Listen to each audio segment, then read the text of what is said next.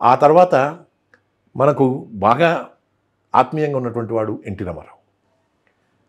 NT Ramarao గారు అప్పుడే ఒక 6 నెలలు 8 నెలలు కాగానే ఆయన ముఖ్యమంత్రి అయినాడు కాబట్టి ఎక్కువగా రాజకీయ అనుభవం లేకున్నా ఆయన దగ్గర ఉండేటువంటి మంచితనం వల్ల ఆయన ముఖ్యమంత్రిగా చాలా అందరి దగ్గర కూడా మన్ననను పొంది పసిబాలుడికి ఉండేటువంటి మనసుతో అందరిని కూడా ప్రేమించేటువంటి రకం ఆయన ఎంత దగ్గరగా తీసుకున్నాడు.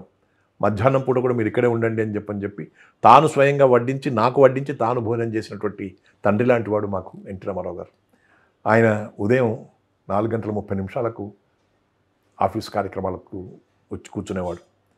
4 గంటలకల్లా నన్ను రమ్మనేవాడు. సరే అని చెప్పని నేను 4 గంటల ప్రాంతంలో వెళ్ళి కౌసల్య సుప్రజ రామ అని చెప్పని శ్రీ వెంకటేశ్వర సుప్రభాతాన్ని పెడితే నేను వచ్చినట్టు లెక్క ఆయనకి. ఆయన వచ్చేసేసేసి రమణగారిని రమ్మనండి లోపలికి అని చెప్పి పిలిచేవాడు.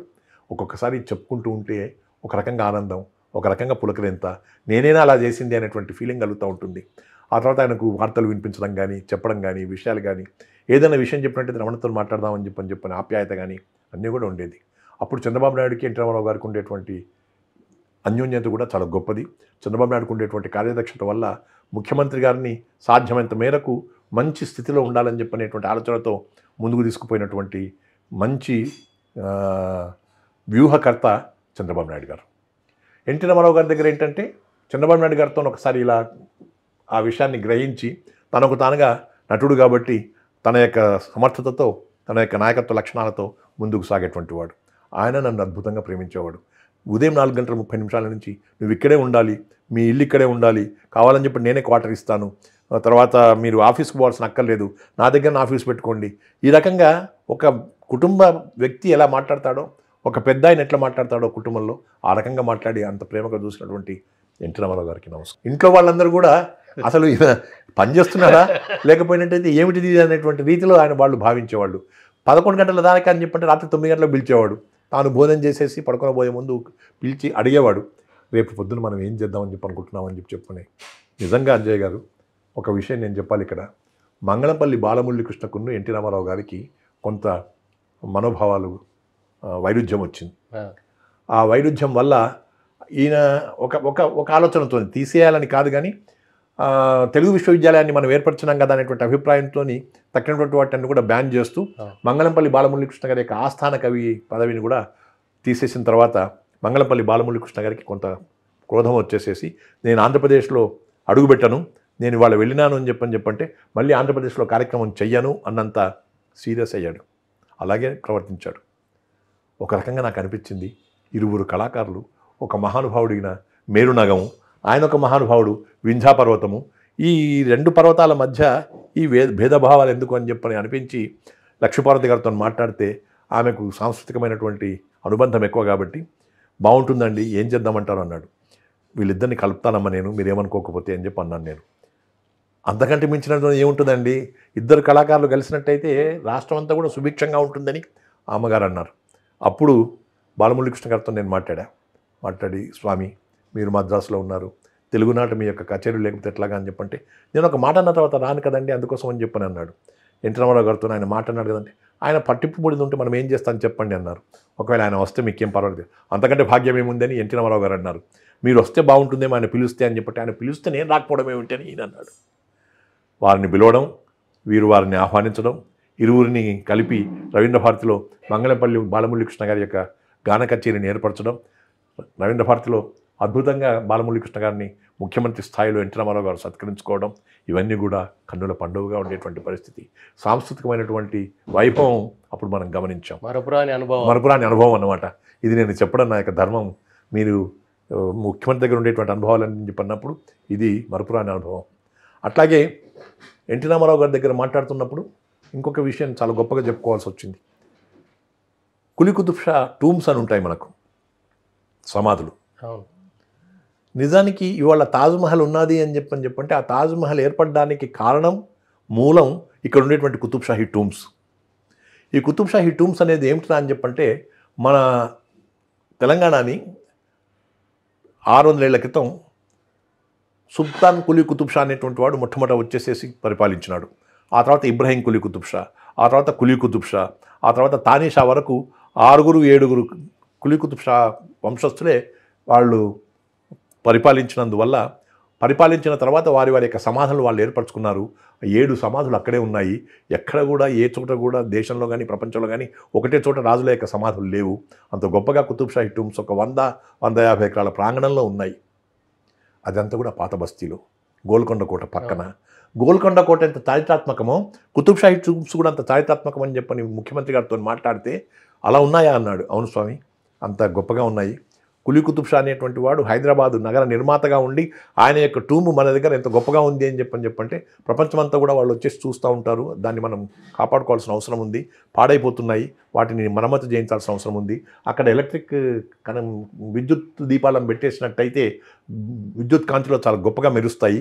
మంచినీళ్ళ వసతి పెడదాము, ఫౌంటైన్స్ పెడదాము, గార్డెన్స్ డెవలప్ చేద్దాము. ఇదంతా ఒక ₹1 కోటి అయితే సరిపోతుంది నాకు అని చెప్పంటే చెప్పడమే ఆలస్యం లేదు, కాగితం అక్కర్లేదు, ఏం అక్కర్లేదు, మీరు ముందుకెళ్ళండి, ₹1 కోటి నేను శాంక్షన్ చేస్తున్నానని చెప్పని చేసి మొట్టమొదటగా దానికి కావాల్సినటువంటి పునాది వేసింది ముఖ్యమంత్రి ఎన్టీ రామారావు గారు. ఎన్టీ రామారావు తర్వాత చంద్రబాబు నాయుడు గారు వచ్చారు. ఎన్టీ రామారావు తర్వాత చంద్రబాబు నాయుడు వచ్చినటువంటి ఆ సమయం కొంచెం ఇబ్బందికరమైనటువంటిది. అది మన తెలుగు వాళ్ళకందరికీ తెలిసిన విషయమే, నేను మళ్ళీ చెప్పాల్సిన అక్కర్లేదు.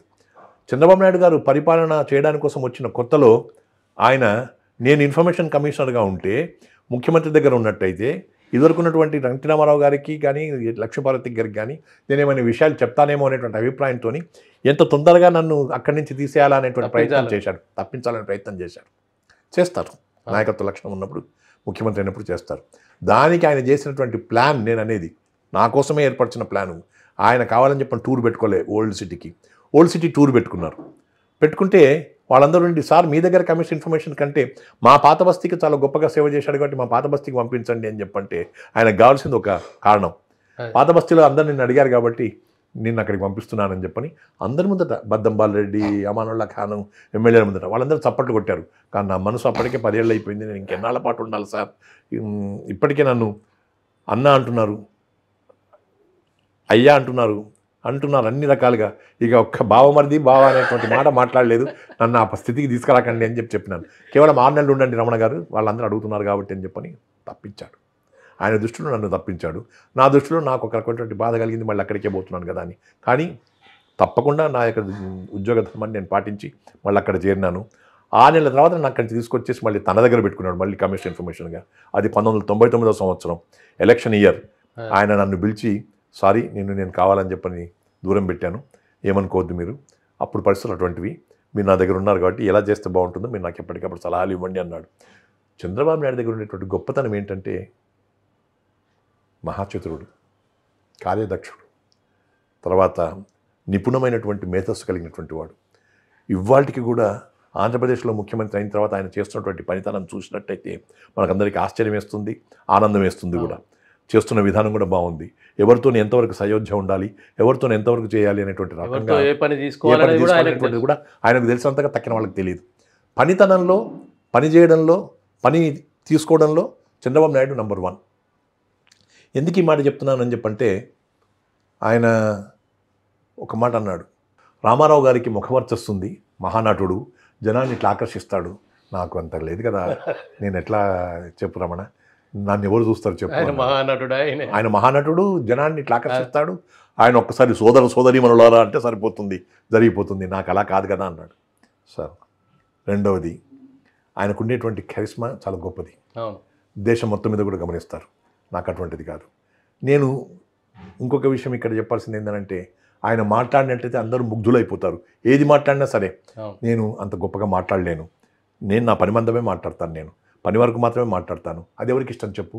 అందుకోసం చెప్పని నాకు ఫేస్ వాల్యూ కానీ, కరిస్మా కానీ, పనితనం కానీ, లేకపోయినట్టయితే నేను మాట్లాడే విధానం కానీ ఆయనతో పోల్చి చూస్తే అందరూ పోల్చి చూస్తారు కాబట్టి ఆయన తర్వాత వచ్చిన వాడిని ఇవన్నీ కష్టం కాబట్టి నేను పని మీద దృష్టి పెట్టేసేసేసి అందరికీ కూడా ఎప్పటికప్పుడు ఈ కార్యక్రమం చేయండి, ఆ కార్యక్రమం చేయండి, క్లీన్ అండ్ గ్రీన్ అని, ఫైల్స్ డిస్పోజల్ వీక్ అని పెడతా ఉంటే కొంచెం స్టాఫ్ అంతా కూడా ఫీల్ అవుతున్నారు కదా, ఏమంటావు నువ్వు అనేవాడు.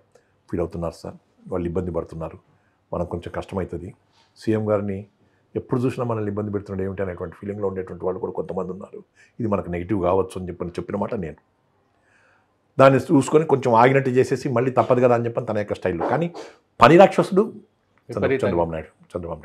ఇవాళ హైదరాబాదు ఒక సింగపూర్ ఉన్నట్టుగా ఉంది, ఒక ఫారిన్ కంట్రీ ఉన్నట్టుగా ఉంది. మనము ఆ దుర్గం చెరువు దగ్గర దాటేసేసేసి అటు దిక్కు వెళ్ళినాము అని చెప్పంటే ఆ హైటెక్ సిటీ కానీ, అటు కొండాపూర్ ఏరియా కానీ, గచ్చిబౌలి ఏరియా కానీ, అక్కడ స్టేడియాలు కానీ, లేకపోయినట్టయితే ఇంక ముందు నియోపోలిస్ ఏరియా కానీ, కోకాపేట కానీ, అవి మన ప్లేసెస్ లాగా అనిపించవు. అవన్నీ కూడా ఏదో విదేశాల్లో మనం ఉన్నామన్నంత ఆనందంగా పర్యటిస్తున్నట్టే అనిపిస్తుంది. ఇదంతా కారణం చంద్రబాబు నాయుడు గారు. ఇది తప్పకుండా ఒప్పుకోవాల్సినటువంటి స్థితే. మరి చంద్రబాబు నాయుడు గారి దగ్గర కేసీఆర్ లాంటి వాళ్ళు కూడా పనిచేశారు. ఎన్టీ రామారావు గారి దగ్గర కేసీఆర్ లాంటి వాళ్ళు కూడా పనిచేశారు. వాళ్ళందరూ దీన్ని గమనించేసి ప్రభుత్వంలో ఎలా పనిచేయాలనేటువంటి సంగతిని మేము తెలుసుకున్నామనేటువంటి రీతిలో ఉన్నారు. కాబట్టి ఇది చంద్రబాబు నాయుడు యొక్క గొప్పతనం ఉంది. చంద్రబాబు నాయుడు గారు పనిచేసేటప్పుడు ఆయన దగ్గర ఉండేటువంటి విషయం ఏంటంటే విషయాన్ని తెలుసుకునేవాడు. ఆయన వల్ల నంది నాటకోత్సవాలు నిర్వహించడానికి నాకు అవకాశం వచ్చింది. అవును, మీరు మొట్టమొదటిసారిగా నంది నాటకోత్సవాలు మీరే ప్రారంభం చేశాం. కానీ మధ్యంతరంగా ఎప్పుడు ఆగిపోయాయి. అది కాలక్రమేణా మనం చెప్పలేము. అవి ఏంటంటే రవీంద్ర భారతిలో జనవరి 18వ తారీఖు నాడు ఎన్టీ రామారావు గారి యొక్క పరమపదించిన రోజు జనవరి 18. ఆనాడు వర్ధంతి జరుగుతూ ఉంది. ఆ వర్ధంతి జరిగేటువంటి రోజు రవీంద్ర భారతిలో కార్యక్రమం జరుగుతూ ఉంటే కారులో కూర్చొని రమణ ఇవాళ మనం ఏదన్నా ఒకటి ప్రోగ్రామ్ ఏదన్నా మనం అనౌన్స్ చేస్తే బాగుంటుందేమో అన్నాడు. నిజం సార్, ఏం చేస్తే బాగుంటుంది అని చెప్పంటే మే 28వ తేదీ నాడు నంది నాటకోత్సవాలను నిర్వహిస్తే బాగుంటుందని చెప్పని నేను అప్పటి ముఖ్యమంత్రికి చెప్పినట్లయితే అనుకోకుండా ఆయన ఆ సంగతి మర్చిపోయి కింది యొక్క వాక్యం చదివాడు, పై వాక్యం చదవలేదు, ఆగిపోయింది. ఇప్పుడు ఆయన మనసుకి మంచిది, ప్రజలకు మంచిది, కళాకారులందరూ సంతోషపడతారు సార్, నంది నాటకోత్సవాలు నిర్వహించడానికి మొదలు పెడదాము. అది మే 28 ఆయన పుట్టినరోజు నాడే మొదలు పెడదామని చెప్పని ఇప్పుడు జనవరి 18 కాబట్టి నేను అన్ని రకాలుగా కూడా తయారు చేసేస్తాను. అప్పుడు నేను ఫిల్మ్ డెవలప్మెంట్ కార్పొరేషన్కి ఎండీగా ఉన్నాను, కమిషన్ ఇన్ఫర్మేషన్గా ఉన్నాను, మురళీమోహన్ గారు చైర్మన్గా ఉన్నారు. చెప్తే చేద్దామా, మరి 4 నెలలే ఉంది కదా, నెక్స్ట్ ఇయర్ నేను చేద్దామని. నెక్స్ట్ ఇయర్ దాకా వద్దు సార్, ఇప్పుడే మనం మొదలు పెడదాం, నేను రెడీగా ఉంటానని చెప్పి మే 28, 1999లో మనం ప్రారంభించేస్తే 10 ఏళ్ల కంటే ఎక్కువగా నంది నాటకోత్సవం నిర్వహింపబడినందువల్ల 200 సంస్థలు బ్రహ్మాండంగా బతికినాయి. ఎన్ని నాటక పోటీలు, ఎన్ని ప్రైజెస్, ఎంత సంతోషము. నాటకం అనేటువంటిది ఎట్లా వర్ధిల్లింది అని చెప్పంటే దానికి కారణం చంద్రబాబు నాయుడు గారు. ఆయన దగ్గర ఆ గుణం ఉంది. ఏదన్నా ఒకటి విషయం పట్టుకున్నట్టయితే దాన్ని డెవలప్ చేయడానికి కోసం అని చెప్పని ఆయన చేసే ప్రయత్నం చాలామంది ముఖ్యమంత్రుల్లో కనబడలేదు నాకు. ఇవాటికి కూడా ఆంధ్రప్రదేశ్ ముఖ్యమంత్రి అయిన తర్వాత ఆయన చూపిస్తున్నటువంటి చొరవ చూస్తే P4 అనేటువంటి సిస్టమ్ చాలా గొప్పది, ఆలోచనే గొప్పది. భగవంతుడి దయ వల్ల అది సక్సెస్ కావాలని చెప్పని నేను వ్యక్తిగా కోరుకుంటున్నాను, ఆయన యొక్క శ్రేయోభిలాషగా కోరుకుంటున్నాను.